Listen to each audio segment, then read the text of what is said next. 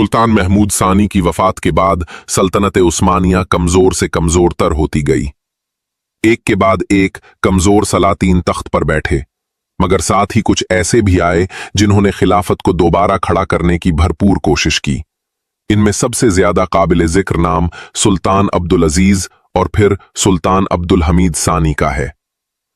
सुल्तान अब्दुल अजीज ने कुछ हद तक खिलाफत को सहारा दिया, लेकिन सल्तनत का असल सहारा बनने वाले और आखिरी ताकतवर सुल्तान सुल्तान अब्दुल हमीद सानी थे। इनके दौर तक पहुंचते पहुंचते सल्तनत के अतराफ में तर्क कौम परस्त और मगरबी आलाकार तंजीमें वजूद में आ चुकी थीं। ये तंजीमें ज्यादातर सेकुलर जहन रखने वाले और फ्रीमीसन के असर में डूबे हुए लोगों की कायम करदा थीं। इनमें कुछ नुमाया नाम थे: जमीयतुल उलूम वल फुनून, जमीयतुल शर्किया, अल जमीयतुल इल्मियतुल अरबिया, जमीयतुल तुर्किया अल फतात यानी जवानाने तुर्क, इत्तिफाकुल हमिया, अल उस्मानियून अल जुदुद या पान तर्किज्म और फिर जमीयतो इत्तिहादो तरक्की। ये सब तंजीमें बज़ाहिर यूरोपी उलूम और तरक्की के नाम पर काम कर रही थीं, लेकिन दरअसल इनका मकसद मजहबी इंतशार, तुर्क और अरब के दरमियान नफरत और खिलाफत को कमजोर करना था। जमीयतुल उलूम वल फुनून सन 1848 में दो ऐसे अफराद ने बनाई जो अमरीकी मिशनरियों के करीब थे: पतरस अल बिस्तानी और नासिफ याज़जी। दोनों ईसाई थे और उन्होंने यूरोपी उलूम के नाम पर यह तंजीम बनाई।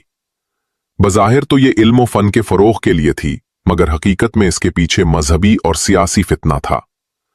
ये तंजीम अरब और तुर्क मुनाफरत फैलाने में पेश रही। इसी की तर्ज पर 2 साल बाद यानी 1850 में जमीयत शर्किया वजूद में आई। इसका मकसद भी वही था, यूरोपी उलूम की आड़ में मुआशरे को मजहबी तौर पर बांट देना और तर्क व अरब के ताल्लुकात को मजीद कमजोर करना। फिर 1852 में अल जमीयतुल इल्मियतुल अरबिया बनी।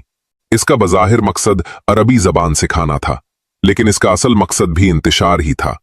इसमें पहली बार मुसलमानों को भी शामिल किया गया, मगर ज्यादा तादाद दरोजियों और राफजी शीयों की थी।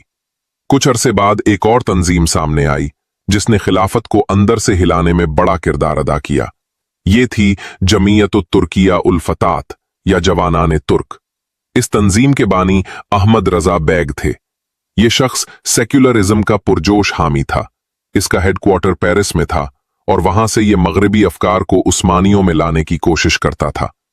इसका मानना था कि सल्तनत उस्मानिया को सिर्फ मगरबी तहजीब अपनाकर ही बचाया जा सकता है। इसके नजदीक अरब इलाके खिलाफत पर बोझ थे। उसने खुलकर कहा कि अरबों को अलग होना चाहिए ताकि तुर्क मगरिब के साथ कदम से कदम मिला सकें। फिर सन 1865 में इत्तफाकुल हमिया नामी तंजीम बनी। इसको तुर्क के मशहूर अदीबों और शायरों ने कायम किया। इनमें नामक कमाल, मोहम्मद जिया और अली वासई शामिल थे। ये भी इसी सोच की पैदावार थे कि खिलाफत को सिर्फ मगरबी तालीमात और अफकार अपनाने से बचाया जा सकता है, लेकिन दरअसल वो तुर्क कौम परस्ती को उभारते और खिलाफत को इस्लाम की बजाय एक नस्ली रियासत बनाने की तरफ ले जा रहे थे। इन सब के इम्तिजाज से अल उस्मानियून अल जुदुद या जदीद उस्मानी सामने आए। इसे पान तुर्किज्म भी कहा गया। इसका कायद मिदहत पाशा था, जो यहूदुद्दूनमा से ताल्लुक रखता था। ये लोग खिलाफत के बजाय सिर्फ तुर्कों के इत्तेहाद और बरतरी की बात करते थे। यही मिदहत पाशा आगे चलकर उस्मानी दरबार में एक बड़ा रुकन बना और खिलाफत के खिलाफ साजिशों में पेश रहा। इन सब में सबसे खतरनाक तंजीम जमीयत इत्तिहादो तरक्की थी। ये उस्मानी फौज के सेक्युलर अफसरान की तंजीम थी। इसका भी कायद वही मिदहत पाशा था। बाद में इसी तंजीम ने सुल्तान अब्दुल हमीद सानी को माजूल करने में बुनियादी किरदार अदा किया। यूं सल्तनत के अंदर ही ऐसी ताकतें परवान चढ़ रही थीं जो बज़ाहिर इस्लाह और तरक्की का नारा लगाती थीं, मगर हकीकत में खिलाफत की जड़ें काट रही थीं। सुल्तान अब्दुल हमीद सानी एक ज़हीन और दूरंदेश हुक्मरान थे। वो जानते थे कि ये सब तंजीमें सल्तनत के लिए खतरा है, लेकिन उनके पास एक मुश्किल थी। वो ये कि उन्हें उन्हीं के बीच रहते हुए खिलाफत को संभालना था। वो बखूबी समझते थे कि अगर इन तंजीमों को मुकम्मल तौर पर कुचल दिया गया तो यूरोप शूर मचाएगा, और अगर उन्हें खुला छोड़ दिया गया तो खिलाफत टूट फूट जाएगी। इस नाजुक सूरत हाल में उन्होंने तवाजुन कायम रखने की कोशिश की। उन्हीं दिनों मिदहत पाशा और उसके साथियों ने खिलाफत के लिए एक नया आईन तैयार किया। इस आईन में कई अहम निकात थे। सबसे पहले तो ये ऐलान किया गया कि सल्तनत का सरकारी मजहब इस्लाम होगा। उस्मानी रियाया का इतलाक हर शख्स पर होगा, चाहे वो मुसलमान हो या गैर मुस्लिम। रियासत को एक जिस्म माना जाएगा जिसमें तफरीक या हिस्से बखरे नहीं किए जा सकेंगे। सालाना बजट कौमी असेंबली और सेंट से मंजूर होगा। इस आईन के मुताबिक तमाम शहरी कानून की नजर में बराबर होंगे और सबको आजादी और मुसावात का हक हासिल होगा। तालीम हर एक का हक होगी और आल उस्मान के लिए तालीम लाजमी करार दी गई। प्रेस आजाद होगा और तफ्तीश के दौरान तशद्दुद ममनू करार दिया गया। काजियों को किसी शरई वजह के बगैर माजूल नहीं किया जा सकेगा। सुल्तान के लिए हक के सरबराही बरकरार रहेगा। वो बाज पर्स से बालातर होंगे। वुज़रा के अज़्लो नस्ब, मुआहिदों की तौसीक, जंग और सुलह के ऐलानात और मुसल्ला अफवाज की आला कमान सुल्तान के पास रहेगी। उन्हें यह भी इख्तियार दिया गया कि वो पार्लियामेंट से रुजू किए बगैर भी कानून बना सकते हैं।